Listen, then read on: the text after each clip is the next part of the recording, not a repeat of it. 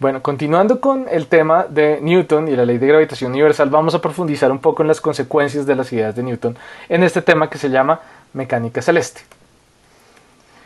Este tema se basa en solucionar lo que se llama como el problema de Kepler, que es tratar de describir la posición de dos objetos que están orbitando uno alrededor del otro en el tiempo de la manera más precisa posible. O sea, es un problema que a primera vista parece sencillo, porque son dos objetos que están dando vueltas uno alrededor del otro, y el problema es describir exactamente la posición de cada objeto en el tiempo.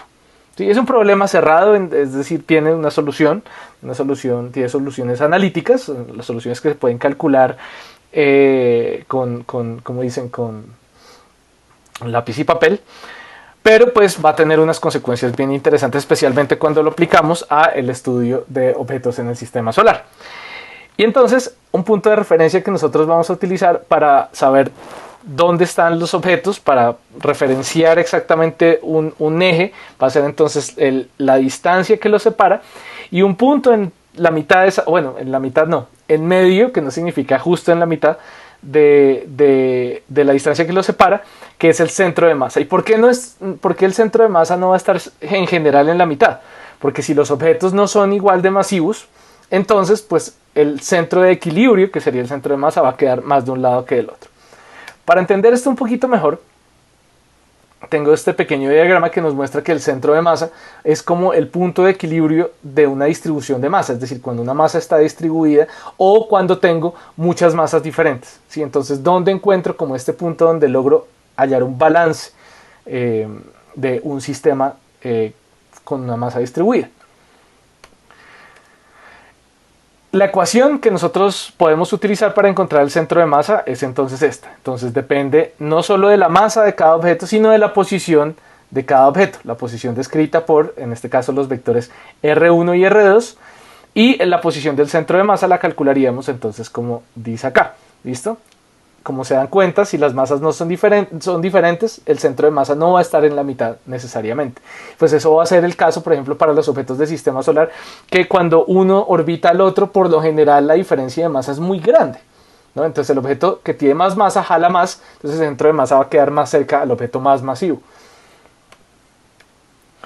Y entonces el movimiento, la solución de las trayectorias que aparecen a partir del problema de Kepler, las soluciones que da la física al problema de Kepler, va a estar muy bien descrito estas soluciones, estas trayectorias por medio de las secciones cónicas. Las secciones cónicas que fueron descubiertas, si no estoy mal, por Apolonio en Grecia, fueron descritas por Apolonio en Grecia muy bien, van a describirnos entonces a nosotros todas las posibles órbitas que pueden ocurrir en este problema de los cuerpos. Órbitas circulares, órbitas elípticas, órbitas abiertas como parabólica o hiperbólica.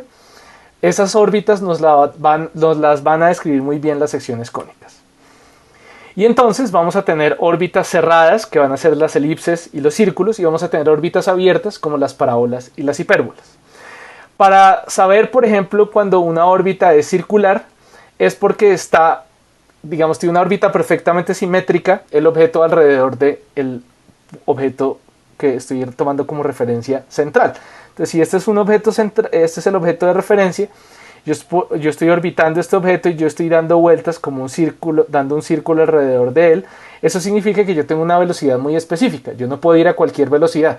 La velocidad que se requiere para ir en esa órbita perfectamente circular es esta velocidad crítica, ¿listo?, que se va a calcular de esta manera y va a depender únicamente de la masa central y de la distancia, de mi distancia a ese objeto. Entonces, si yo estoy a una distancia de ese objeto y quiero dar una órbita circular, tengo que ir a esa velocidad para no caerme.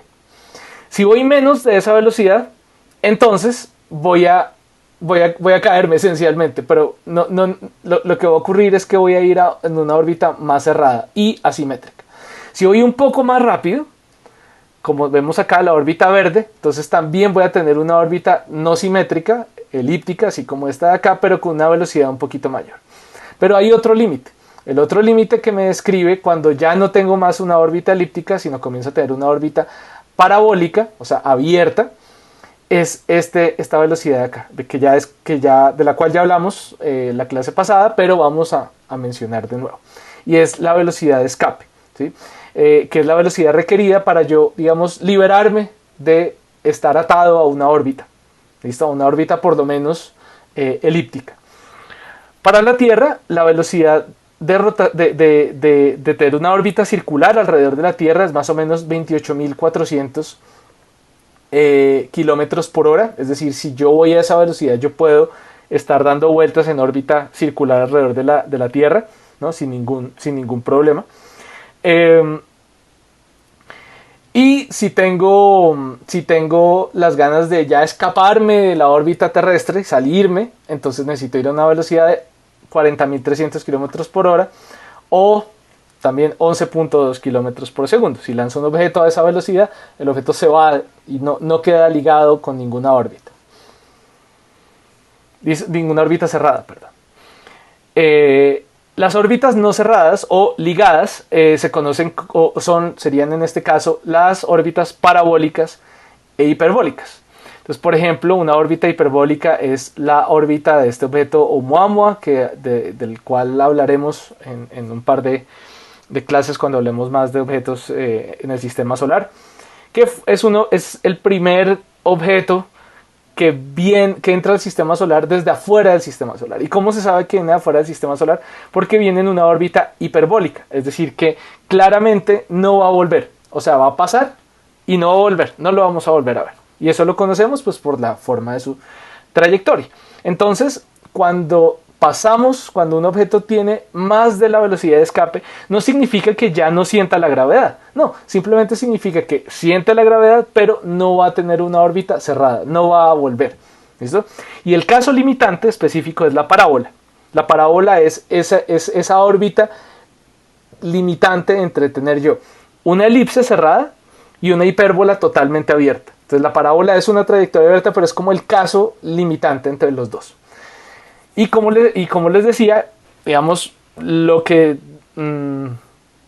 describe por qué tengo una órbita u otra es la energía que tengo, la energía disponible que tengo. Entonces, claro, si yo voy muy muy rápido, como es este caso de este objeto Oumuamua, respecto a el sistema al cual voy a entrar, pues yo simplemente entro y me voy.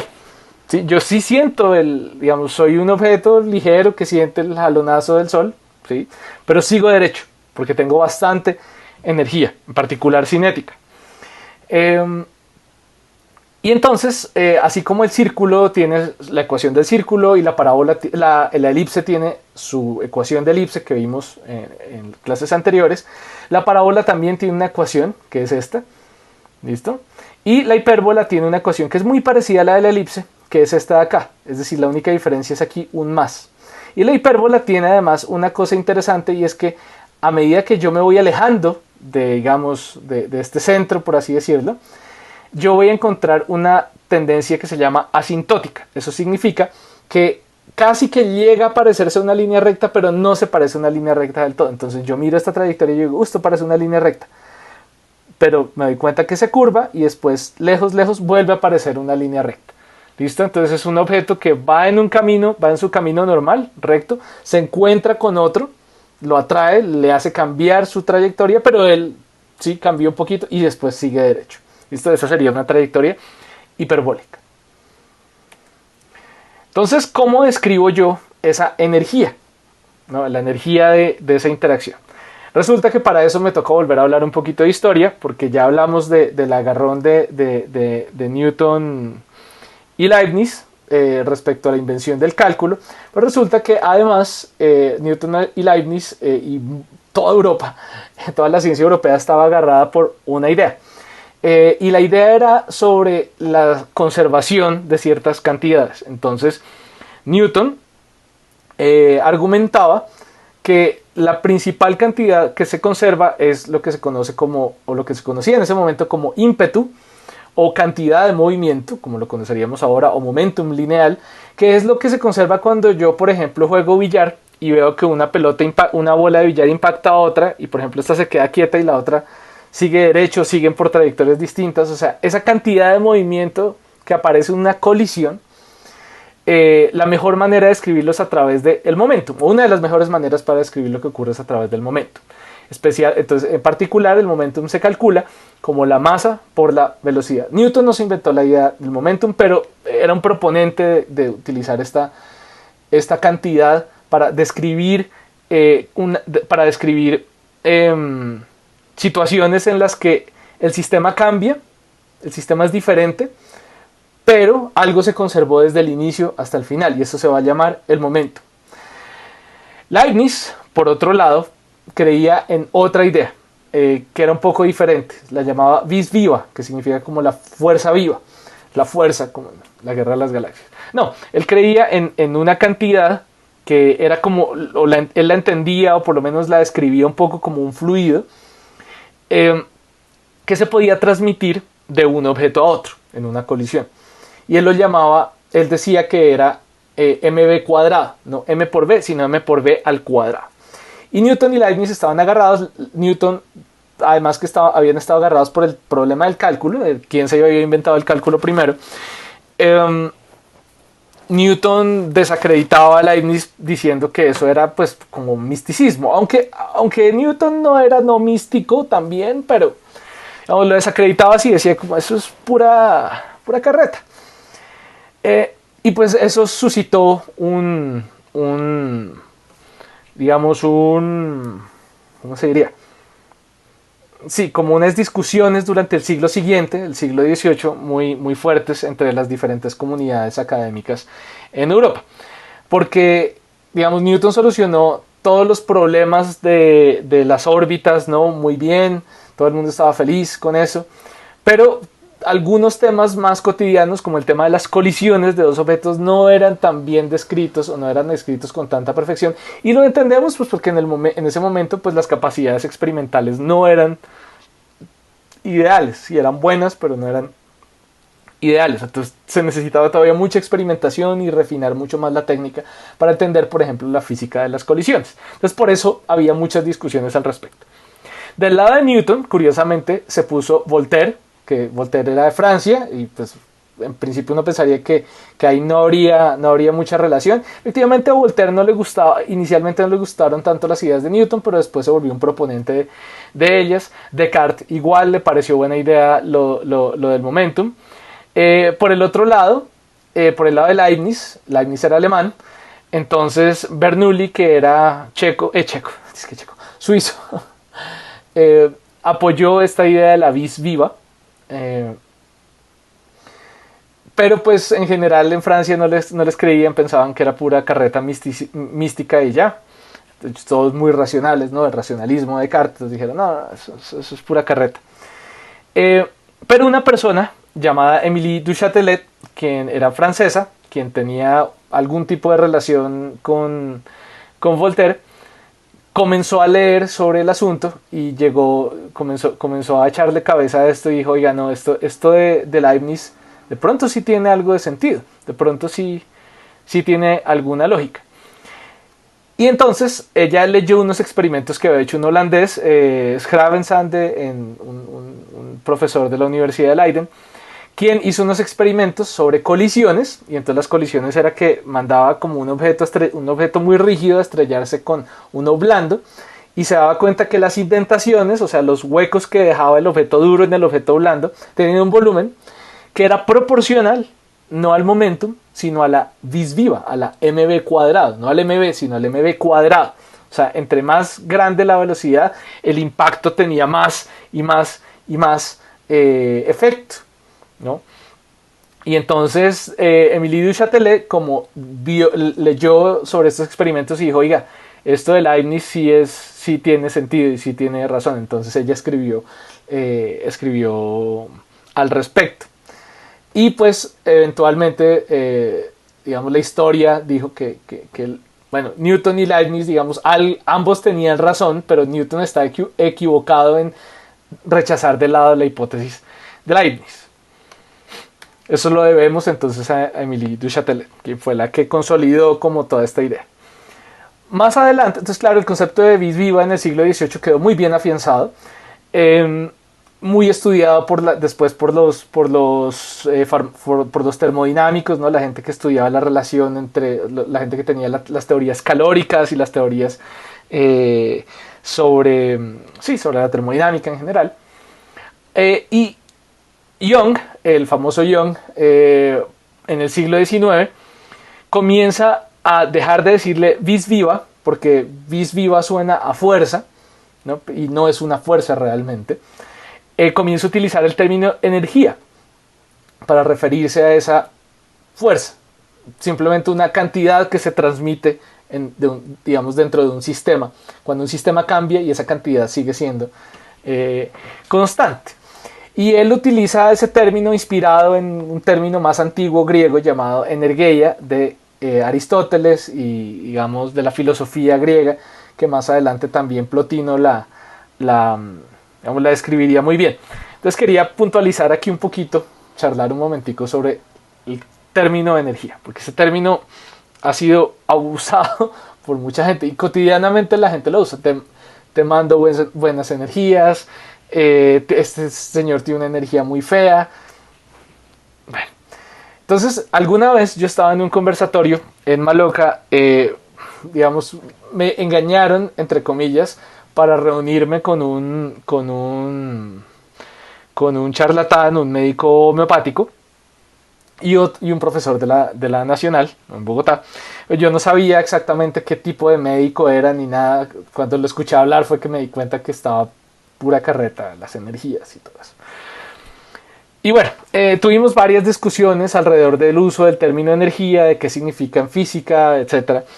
Y una persona del público estaba un poquito indignado pues por nuestro, digamos, cientificismo, por nuestro positivismo, como, digamos, como, no, eso es pura carreta, lo que dice este charlatán. Y uno de los asistentes no estaba como muy contento con esa actitud nuestra y nos preguntó, ¿ustedes por qué se creen con derecho de utilizar ese término energía? Que pues es un término griego de los antiguos, ¿no? Y pues ustedes saben que a la gente le gusta mucho esconderse detrás de lo que de lo que llaman sabiduría ancestral. Entonces, ¿qué más ancestral que la ciencia que llevamos practicando las cientos, miles de años, por no decirlo? Pero bueno. Entonces decía, bueno, ¿y ustedes por qué se sienten con ese derecho? Y yo no respondí nada, porque respondió el profesor de la Nacional, un químico, y dijo, no, es que el término energía se utiliza relativamente reciente, se utiliza desde el siglo XIX. Entonces yo en ese momento, la verdad yo no sabía mucho tampoco de la historia del término. Pareció interesante, una buena respuesta, como, pues sí, o sea, este es un término reciente. Y sí, o sea, Jung lo desenterró de la filosofía, no es un término que haya estado cotidianamente viviendo con la humanidad desde que se lo inventó Aristóteles, ¿no? O sea, Jung simplemente como que seguramente en su formación leyó libros de Aristóteles y le pareció un término interesante y lo desenterró para aplicarlo al contexto de la física. Pero entonces yo me puse a leer, bueno, ¿cuál era el uso que le daba Aristóteles, por ejemplo, y Plotino al término energía? ¿Será que sí lo utilizaban o se lo inventaron para describir lo que ahorita en el misticismo, este misticismo moderno se llamaría energía? Las energías, te mando buenas energías, tienes malas energías, ven te leo las energías, ¿no? Este señor me quita las energías, no sé. Y no, el término filosófico griego tampoco se parece nada al término místico. Era un término muy específico, de hecho, a mí me parece hasta difícil de describir. Les dejo aquí esa referencia aquí abajo, este artículo que está aquí abajo, para que si les causa curiosidad lo lean, porque se refiere más como a las posibilidades, la posibilidad de un sistema para actualizarse, para generar todas sus posibilidades. Digamos, como una semilla adentro. La energía de la semilla es como toda la capacidad de convertirse en algo más, ¿no? Y eso se puede hablar pues no sé, de una masa de pan que está fermentando, se puede hablar de muchos otros sistemas. Lo utilizaban como para hablar, pero de nuevo, conceptos filosóficos, como las posibilidades del cambio de un sistema, que de nuevo no es muy fácil de describir. Y la verdad habría que forzar mucho esa definición para que aplique a la manera como cotidianamente se usa mal el término energía. La lección es, sí, el término se lo inventaron los griegos, pero el significado que le dieron los griegos no es el que usamos mal ahora. O sea, nada de conocimiento ancestral, por ese lado tampoco. Bueno, cierra diatriba. Continúo entonces con cómo ese concepto de energía de vis viva se convierte en energía, como la conocemos actualmente desde la ciencia. Entonces otros científicos, Coriolis, de quien hablaremos más adelante en el curso, y Poncelet, inspirados en el trabajo de Bernoulli, en las notas de campo que escribía Bernoulli, esa cantidad la convirtieron, la calibraron, digamos, por medio de una constante, que ahora sabemos que es un medio, ¿no? Y esa fue digamos, como calibraron esa cantidad. No es solo mv cuadrado, sino un medio de mv cuadrado. ¿Listo? Para cuadrar con nuestras ideas sobre el trabajo como, por ejemplo, fuerza por distancia. Entonces, ahorita hablaríamos de la energía simplemente como la capacidad de un sistema para ejercer un trabajo, puntualmente. ¿Siendo trabajo qué? Siendo trabajo fuerza a través de una distancia. Esa es la definición de energía. La energía, por otro lado, tiene algo muy interesante y es que se conserva, ¿sí? Aunque, digamos, ahí es donde ahí comienza a peligrarnos por la mística, que decimos, pero ¿qué es la energía? ¿Yo tengo energía? ¿Esta esfera tiene energía? No, la energía es más que una cosa que podamos sentir, es una cosa que podemos anotar y podemos contabilizar. Es más bien un artificio que utilizamos para hacer contabilidad, ¿sí? ¿Qué había antes en un sistema? O sea, un sistema cambió. ¿Y qué había antes que también hay después y que se haya conservado? Hay varias cosas en física, los principios de conservación son muy comunes. En particular, la energía es una de esas cantidades que se conserva, pero hay otro montón de cantidades también que se conservan un poquito más sencillas, pero que se conservan. Por ejemplo, no sé, la carga eléctrica se conserva. Pero bueno, no quiero meterme demasiado en esto. El caso es que para el problema de Kepler, puntualmente para traer todo esto a nuestro tema, describimos muy bien la conservación de la energía para nuestro problema por medio de la energía potencial gravitacional, que es una cantidad relacionada con la fuerza de la ley de gravitación universal de Newton, con la diferencia que, pues obviamente como es una energía, pues tiene unidades de energía, no de fuerza. Entonces por aquí no hay un r al cuadrado, sino solo un r, por aquí hay un menos, y por medio de esta energía potencial gravitacional yo puedo cuantificar la capacidad de la gravedad para hacer mover un objeto. Entonces cuando yo me tropiezo y me caigo y me doy de jeta así contra el piso y digo ay ay ay, eso fue la energía potencial gravitacional que se convirtió en energía de movimiento, y puedo contabilizar eso muy bien.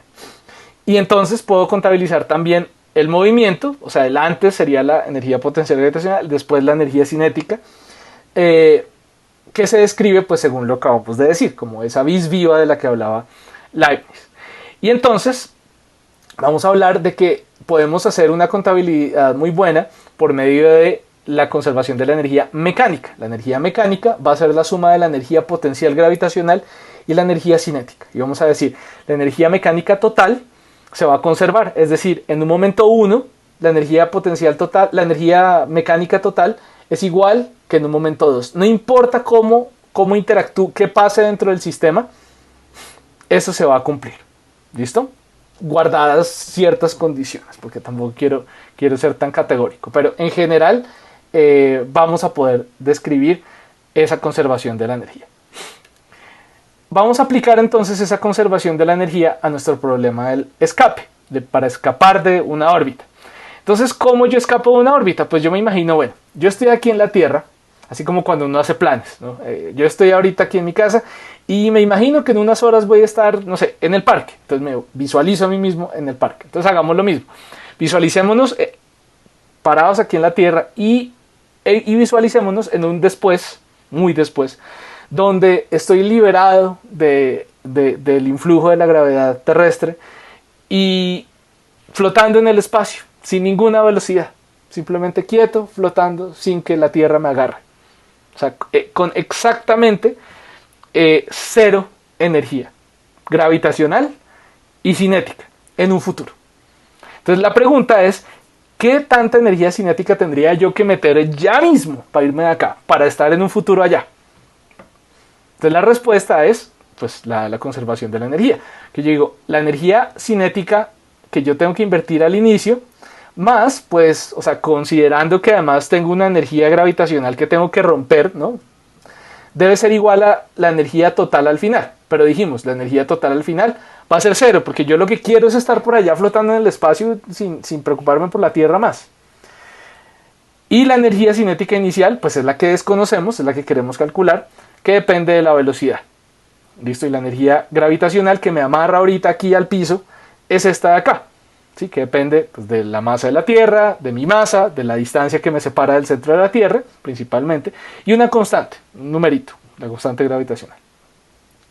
Entonces me doy cuenta que gracias a la conservación de la energía, este problema no depende de mi masa, porque esta masa puede simplemente pasar a dividir, y 0 dividido de esa masa es 0, entonces ese problema es independiente de la masa, de mi masa, o sea que no importa la masa que yo tenga, la cantidad de velocidad que necesito para poder escapar de la órbita terrestre es esta, que es la velocidad de escape, y la obtengo simplemente despejando de acá, paso el 2 a multiplicar, paso todo esto a sumar, paso el 2 a multiplicar, saco raíz cuadrada a ambos lados y encuentro que esta es la velocidad que necesito para escapar, para en un futuro estar por allá en el infinito sin estar agarrado de la órbita terrestre y sin tener ninguna velocidad. O sea, tampoco para que sobre velocidad, sino simplemente para irme y ya, y quedar por ahí flotando. Esa es la llamada velocidad de escape, la velocidad que necesito para salir de la órbita de la Tierra, para entrar a una órbita exactamente parabólica. Y si me paso un poquito de energía, entonces ya entro en una órbita hiperbólica.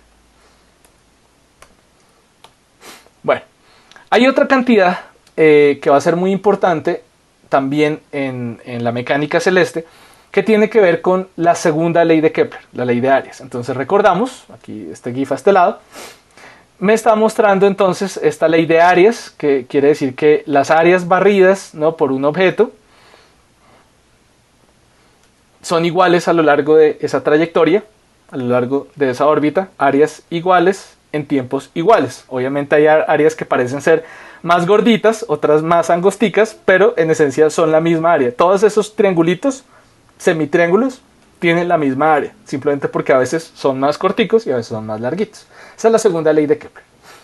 Pero pues obviamente esa área ¿de dónde sale? Pues esa área sale pues de considerar que el objeto primero está en una posición acá y después está en otra posición acá, en una posición ahora, en una posición en un instante de tiempo después, en un delta t, o sea en un intervalo de tiempo adicional, va a estar en otro lugar, y entonces yo puedo trazar aquí por medio de este triangulito pues un área, ¿listo? Y entonces yo puedo decir, vea, esa cantidad va a ser la misma en estas órbitas. Esa es la segunda ley de Kepler, para todos los planetas, para todas las órbitas, eso se sigue cumpliendo. Esa área en tiempos iguales es la misma siempre, ¿sí?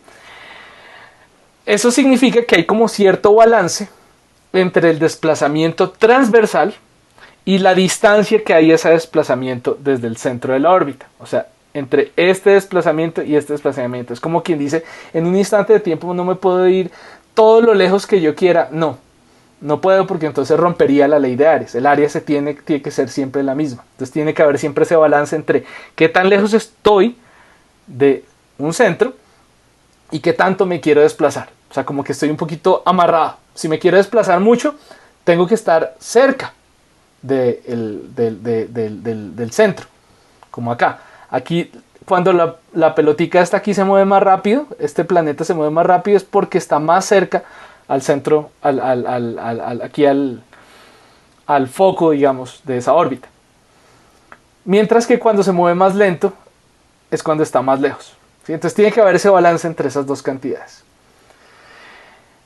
Pero bueno, eso significa que ahí hay una ley de conservación, pero no es una ley de conservación de energía, sino es una ley de conservación de otra cantidad que se llama el momentum angular, que fue descrita por primera vez en el siglo XIV por un científico, un filósofo natural de apellido Buridan, quien habló por primera vez del momentum, pero también habló de que tenía que haber también un cierto ímpetu rotacional. O sea, digamos, uno ve un trompo y uno dice, no, está dando vueltas, continúa dando vueltas, ¿no? Entonces, más adelante se comienza a cuantificar este momentum angular como entonces el momentum, pero modulado por lo que se conoce como el brazo, que sería esta distancia transversal para acá. ¿Listo? Y creo que me toca aquí hacer, en las diapositivas, me va a tocar hacer una pequeña corrección acá porque no se parece al dibujo como yo lo tenía previsto. Pero bueno. El caso es que vamos a poder modular, entonces vamos a poder meter ahí mismo toda esa información de la que yo estaba mencionando. Este desplazamiento transversal, este de acá, perpendicular a esta distancia, y esta distancia se va a llamar el brazo, que es la distancia del origen, de un origen de coordenadas, a la masa. En particular, el origen lo vamos a poner, pues, por ejemplo, en el foco, en una órbita, para poder describir esto bien. Entonces resulta que la ley de áreas de Kepler no es más ni menos, sino la conservación del momentum angular. O sea, esas áreas que hablaba Kepler, que no tienen unidad realmente de área, sino de área por unidad de tiempo, por así decirlo, dependen también entonces de la masa del objeto, y entonces eso va a quedar muy bien descrito por medio de esta cantidad L llamada el momentum angular. ¿Sí? El momentum angular es entonces lo que genera este efecto de que cierta misma cantidad de giro, cuando yo tengo un brazo pequeño, o sea, cuando los objetos están forzados a orbitar muy cerca al centro, se mueven más rápido, y cuando pueden orbitar lejos se mueven más lento. ¿Sí? Ustedes de pronto lo habrán visto, ustedes se sientan sobre una silla giratoria y entonces se ponen a girar con los brazos estirados, y si pegan los brazos así, entonces comienzan a girar más rápido y pronto hasta se caen de la silla. Y eso es por la conservación del momentum angular. ¿Sí? Entonces, por ejemplo, algo interesante de nuestro sistema solar es que los planetas de nuestro sistema solar tienen solo 1% de toda la masa de todo el sistema solar. ¿Por qué? Porque el 99% lo tiene el Sol. Pero el momentum angular casi todo lo tiene los planetas. El Sol casi no gira comparativamente. El Sol gira lento, lento, lento. En cambio, los planetas sí tienen esa rotación, esa traslación, perdón, alrededor del Sol muy, muy rápida, ¿sí? Pues comparado con la del Sol. Lo cual, pues, es parte de la evidencia que hay para decir que efectivamente todos los planetas tuvieron un origen común, y además provinieron del colapso de una nebulosa de material. Pero bueno, me estoy adelantando un poquito a los acontecimientos acá. Entonces, el tipo de trayectorias que pueden haber, por ejemplo, cuando yo quiero de verdad lanzar objetos para que lleguen, naves para que lleguen más lejos, entonces, por ejemplo, yo puedo hacer este tipo de trayectorias donde envío una nave a otra órbita, pero envío esa nave, por ejemplo, en el Voyager 1, que sale de la Tierra y se va a encontrar con Júpiter por aquí adelante. No se encuentra con Júpiter por acá donde estaba, sino donde va a estar. Y la maniobra que vamos a ver acá se llama una maniobra de asistencia gravitacional o de resortera gravitacional, donde se usa entonces el impulso de Júpiter para jalonear, ¿no? Como una resortera de verdad, la nave para que adquiera una velocidad muy alta, y no solo eso, sino para cambiar la dirección de su trayectoria. Porque ustedes se dan cuenta, se encuentra aquí con Júpiter, acelera, se comienza a mover mucho más rápido, pero no solo eso, sino que comienza a elevarse sobre el plano de la órbita. Entonces pasa cerca a Saturno, pero ya no tan cerca para tener otra de estas maniobras de asistencia gravitacional. Para misiones que requieren como no acelerar a lo loco, sino llegar a donde yo quiero llegar, por ejemplo, para ir de la Tierra a Marte, por ejemplo, para esta sonda llamada InSight, que duró en vuelo como desde mayo hasta noviembre del 2018, existen estas llamadas órbitas de transferencia, y es qué órbita qué energía tengo que darle a una nave para que llegue exactamente de mi órbita a la siguiente, ¿sí? Y entonces va a ser una elipse aproximadamente que va a moverse entre el círculo de nuestra órbita al círculo de la órbita de Marte. O sea, yo sé que no son órbitas circulares, pero para el propósito de estas órbitas de transferencia son aproximadamente circulares, porque la órbita de transferencia es bastante excéntrica. Bueno, y entonces vamos a tener los elementos para describir una órbita elíptica. Van a ver estos elementos para describir exactamente esta órbita. Estos elementos van a ser los siguientes. Primero vamos a tener el eje semimayor, que es, como les recuerdo, es la mitad de la distancia más larga de la elipse. O sea, tenemos una elipse, la distancia más larga de la elipse, la mitad, ese es el eje semimayor. Normalmente se expresa en unidades astronómicas, pues, en este contexto. Es la excentricidad que me dice qué tan lejos está mi órbita de ser un círculo perfecto. Y es la inclinación de la órbita, en particular respecto a la eclíptica, o sea, la órbita de la Tierra alrededor del Sol. Entonces van a haber otras órbitas que están un poquito inclinadas. Entonces esa va a ser la inclinación, un ángulo, este ángulo de acá. Omega se llama la longitud del nodo ascendiente. ¿Sí? ¿Y eso qué significa?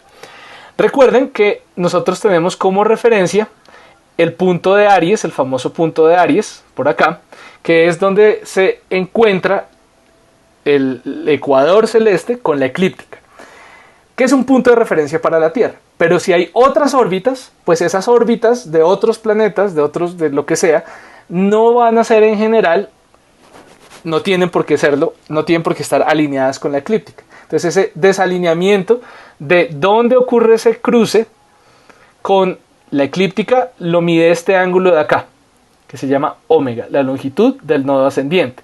Para la Tierra, ¿cuál es esa longitud del nodo ascendiente? Pues cero. Cero porque pues coincide perfecto con el punto de Aries, la órbita del Sol alrededor de la aparente órbita del Sol alrededor de la Tierra, con el ecuador celeste. Entonces, digamos, ese sería ese mismo punto.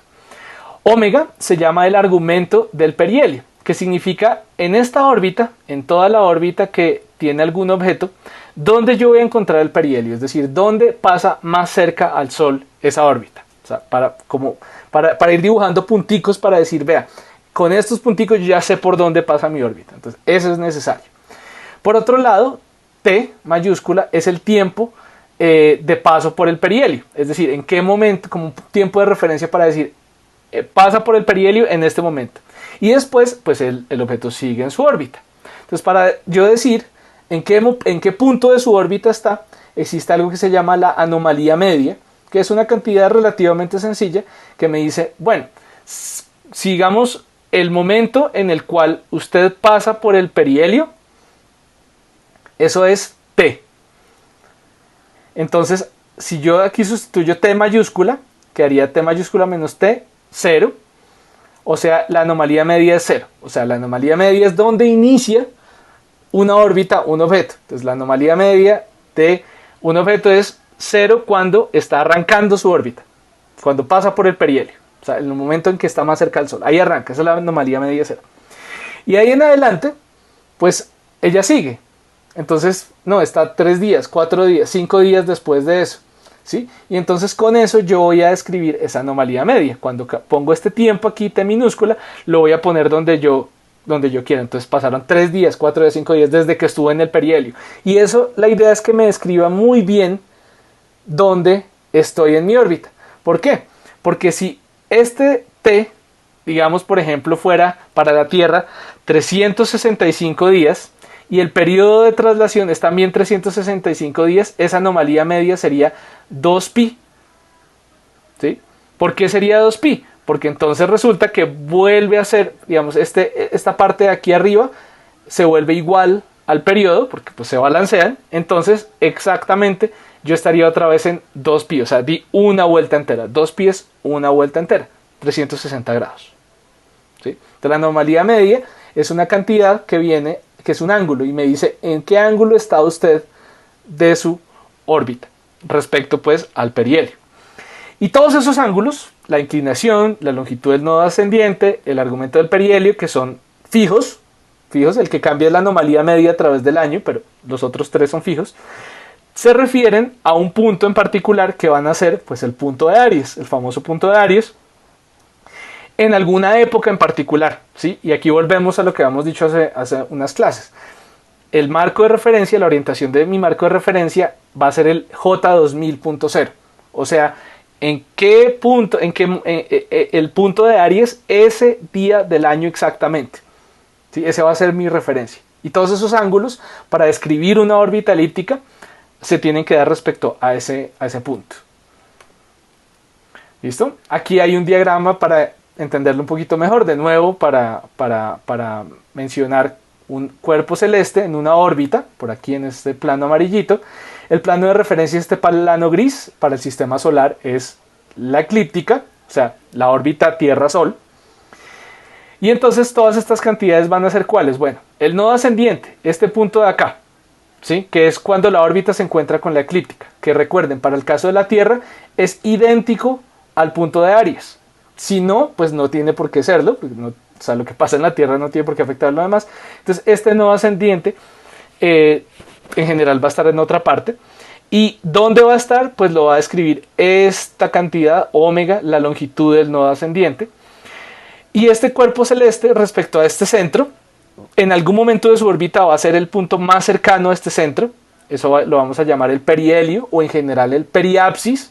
Si por ejemplo el centro de la órbita no es el Sol, sino por ejemplo la órbita de alguna luna alrededor de Júpiter, ¿no? Entonces sería el perijoveo, no sé cómo se llama, periapsis en ese sistema y ya, que es cuando está más cerca a su centro, al centro de su órbita, y este angulito es el que me va a medir ese argumento del periapsis. ¿Listo? Ese argumento en este contexto matemático significa un ángulo. ¿Listo? Y es la inclinación, que tan lejos de la órbita, según ese del plano de referencia está. Y la anomalía es entonces, digamos, como el cronómetro. Es como, bueno, usted arrancó desde aquí, desde este punto, desde el perihelio. ¿Listo? Entonces ahora usted arranca a dar vueltas.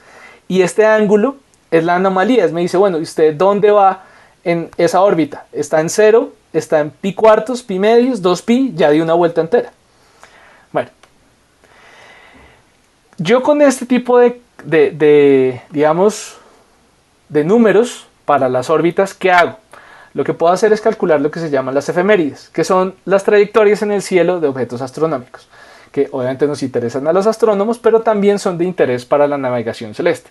Entonces, por esa razón, hay ejemplos históricos de tablas de efemérides, que son, por ejemplo, las de Ptolomeo, las de Al-Khwarizmi, que es un ejemplo lo tenemos aquí a la derecha, una traducción al latín de una de sus tablas, las tablas alfonsíes que mencionábamos en algún momento, las tablas de Regiomontanus, que son como las primeras tablas, entre comillas, post Edad Media.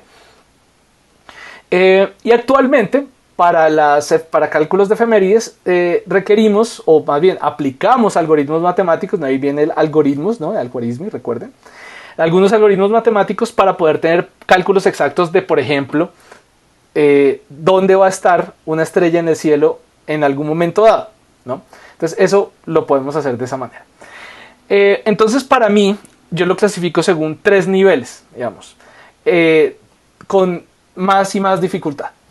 El nivel 1, por ejemplo, es la posición de estrellas en el cielo. ¿Por qué es lo más sencillo? Pues porque las estrellas realmente están fijas, solo nos toca considerar ciertos movimientos de la Tierra. Y no es que sea trivial, pero digamos no requiere muchísimas variables. Nivel 2 sería las posiciones del Sol y la Luna. ¿Sí? Por ejemplo, decir a qué horas va a salir el Sol. Eso es una efemérides que vamos a hacer, vamos a mirar un ejemplo. O la luna, ¿dónde va a estar? ¿Cuál va a ser el lado que nos está, la fase que estamos viendo actualmente? ¿No? Porque como tiene otras complicaciones, entonces pues ahí me toca considerar, por ejemplo, que la Tierra a veces se mueve más rápido, a veces más lento en el año, ¿no? Y ahí me toca entonces conocer muy bien todo lo anterior que les acabo de mencionar. Y el nivel 3, que son las posiciones de planetas, lunas y satélites, ahí es donde se complica aún más, porque no solo es el movimiento de la Tierra alrededor del Sol, sino el movimiento de otro objeto alrededor del Sol, visto desde la Tierra que también se mueve alrededor del Sol, ¿no? Entonces, bueno, vamos a hacer después un ejemplo numérico de las posiciones del Sol en particular, a qué hora sale el Sol en cierto día, pero pues eso va a ser después. Aquí hay algunos recursos adicionales que pueden ser de su interés. En particular estos dos de aquí abajo son unos documentos con mucha más profundidad de cómo se calculan las efemérides para órbitas de asteroides, etc. No es sencillo. Digamos, por lo general uno comienza a adquirir esa matemática bastante más adelante en la carrera, pero están ahí de referencia. Listo. Y por aquí dejamos este tema.